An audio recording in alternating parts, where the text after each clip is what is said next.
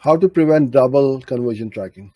A same conversion has been tracked 2 times, one from analytics, one from Google Ads. Yeah, very common and easy to make mistake, but sometimes some marketeers do this deliberately, which is not very good, to inflate the conversions and make the report look better. That look, you're getting so many conversions, and obviously, if you double up your conversions, your conversion cost is going to halve.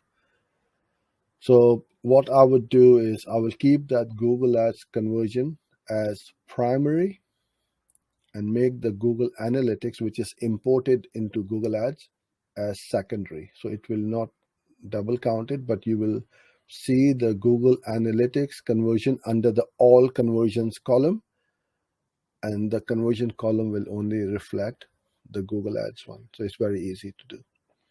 It'll take like 2 seconds.